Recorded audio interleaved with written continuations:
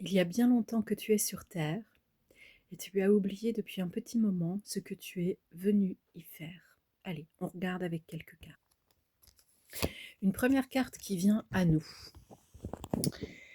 Le 8 d'Ariel. Vous pouvez être fier du travail accompli. C'est en pratiquant qu'on apprend. Pensez à reprendre des études ou suivre une formation. Bon.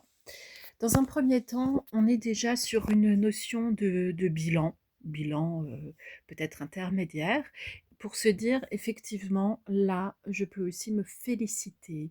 Je me félicite. D'ailleurs, vous verrez qu'il y a une différence énergétique et de puissance vocale entre je peux me féliciter, c'est une possibilité, elle existe, je ne l'attribue pas forcément à ma propre personne ou à quelqu'un d'autre, et je me félicite. Je me félicite, je suis déjà dans l'action.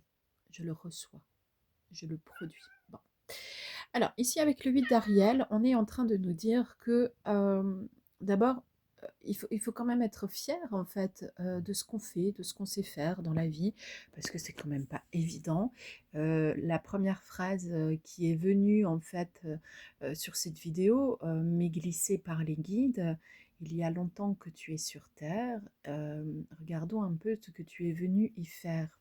Ça, pour moi, c'est quelque chose qui résonne parfaitement sur la- l'oubli de soi, la démotivation, la peur, et puis peut-être en fait un obstacle qui se présente devant vous et où vous vous dites waouh, je suis vraiment venue pour ça, moi. Bah oui, bah oui. Et même si vous n'étiez pas venu pour ça, il faut quand même traverser les choses de toute façon parce que ce qui se présente à vous, quelque part, vous l'avez appelé d'une façon probablement inconsciente pour certaines choses. Tout le monde n'est pas sadomaso non plus. Mais quelque part, si vous l'avez appelé pour certaines choses, il n'y a plus d'autre moyen que de les traverser. Les traverser le plus subtilement possible, c'est-à-dire en s'imprégnant des énergies subtiles et puis avec le plus de sagesse terrestre possible, donc en restant dans son milieu, dans son cœur, eh bien c'est avec du lâcher-prise. Je suis presque désolée de devoir vous parler du lâcher-prise, vous le sentez dans ma voix. Mais oui, parce qu'en fait le lâcher-prise, on en entend parler absolument partout depuis de nombreuses années.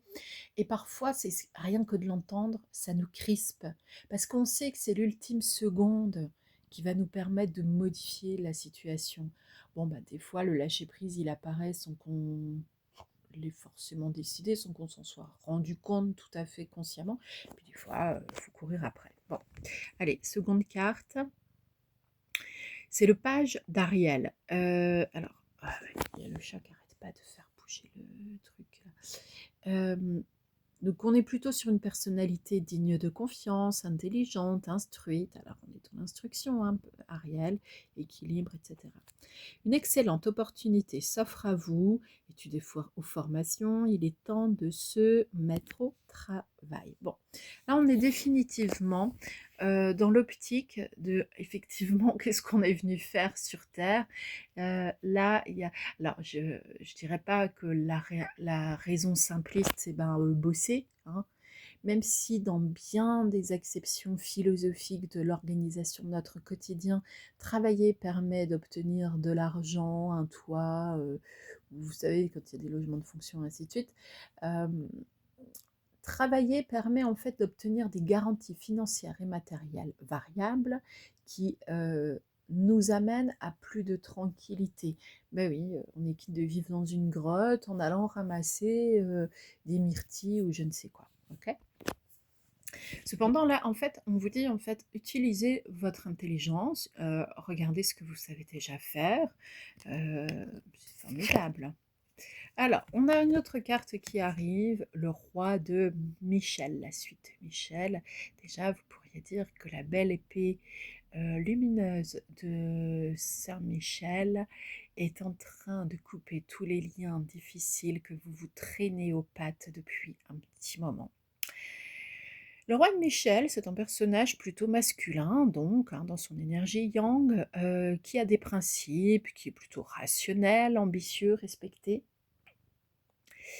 Euh, Lui, il vous dit, mais laissez la place à la sagesse, à l'objectivité, soyez intègre, une situation qui doit être gérée avec honnêteté, qui nécessite une bonne communication. Bon. Là, clairement, on est dans le terre-à-terre, le concret. Euh, le roi de Michel, il rigole pas trop là-dessus, en fait, hein. Il fait pas croire qu'on est dans le monde idéaliste du penseur, qui, à travers son cœur, s'en étaler pendant de longues journées ou une petite demi-heure, etc. Non, non, lui, le roi de Michel, c'est pas ça, hein. Il dit en fait, vous vous mettez bien les pieds en terre, vous vous ancrez. Alors, il y a une autre technique aussi qui est très favorable à un certain nombre de personnes. L'ancrage, on le visualise, non plus à l'ancienne, avec la terre, l'arbre et compagnie, les racines. L'ancrage, on peut aussi le comprendre avec une image intégrée de sa propre origine d'âme. Voilà, ça marche encore mieux. L'as de Raphaël. Expérience positive sur le plan émotionnel, vous serez comblé par une relation romantique. Laissez-vous guider par votre intuition. Ah, nous avons le romantisme qui arrive. Non, vous voyez, là c'est la première erreur d'interprétation. Alors, il arrive peut-être quand même, dans le sens où, euh, moi en général, quand on me fait dire des choses, ce n'est pas pour rien. Je me mets en canal, quoi, d'accord? Cependant, une relation romantique ici, c'est pour dire une relation sentimentale, relation de couple, d'accord? Mais est-ce que la personne sera romantique forcément? Est-ce que vous le serez? Bah, pas forcément, on ne sait pas encore. Ah, mais ça se décide. 10 de Raphaël. Votre vie est faite d'amour et de grâce. Relation familiale harmonieuse à la recherche du bonheur. Alors, bon, pour moi, dans cette carte, je ne mettrai pas forcément à la recherche du bonheur. Je le mettrais autrement. C'est-à-dire que si on est dans des relations harmonieuses, c'est qu'on a trouvé le point de bonheur qui permet aux uns et aux autres de s'entendre. C'est l'harmonie. Donc à la recherche du bonheur, moi j'aurais plutôt écrit tout ce qui facilite le bonheur est là. C'est quand même pas la même chose. Si vous êtes à la recherche de quelque chose, c'est que vous ne l'avez pas encore.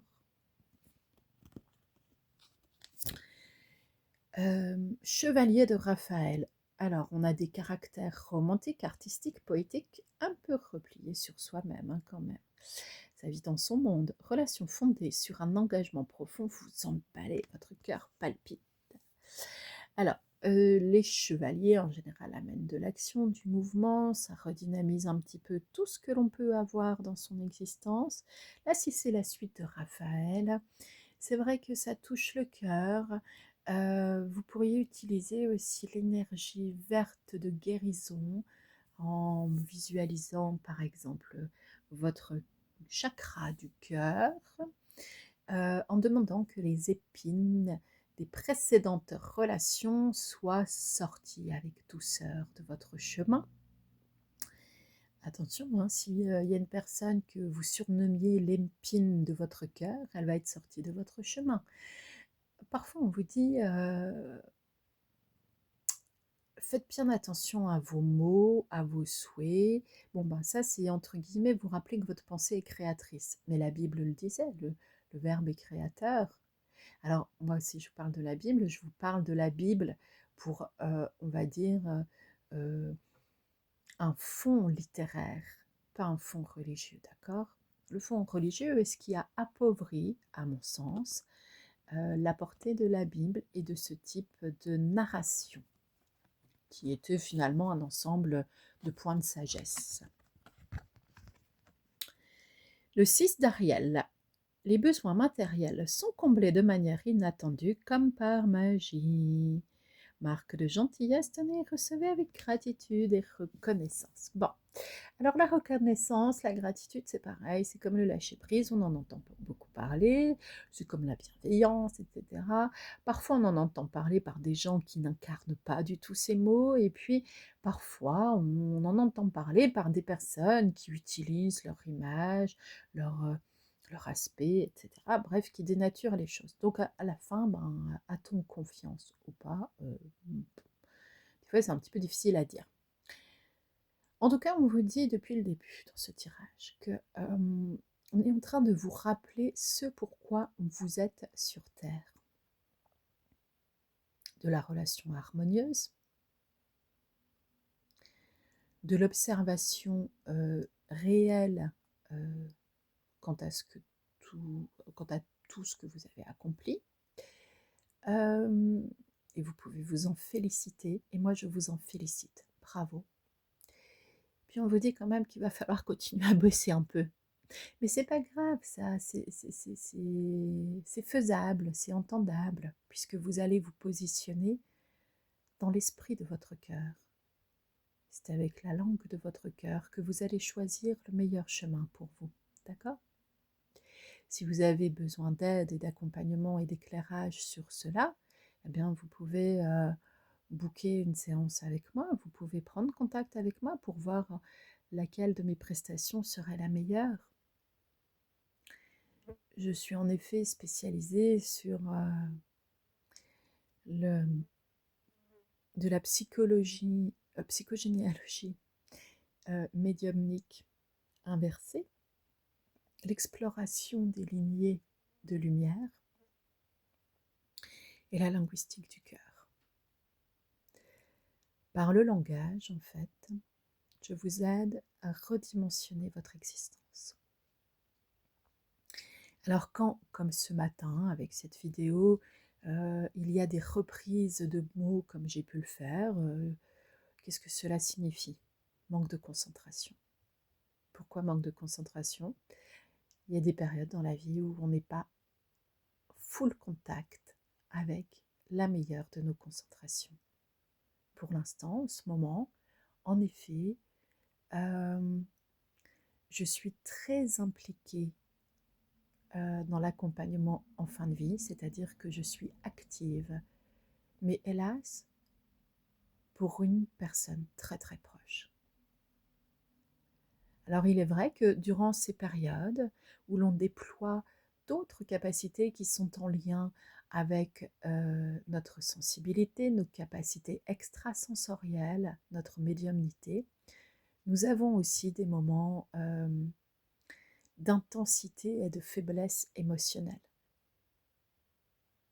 C'est la vie. Vous pouvez aussi vous appuyer sur mes livres, non pas juste pour lire une histoire ou un récit ou un exercice ou je ne sais quoi, pour faire résonner votre histoire, la vôtre, oui, juste la vôtre. À bientôt.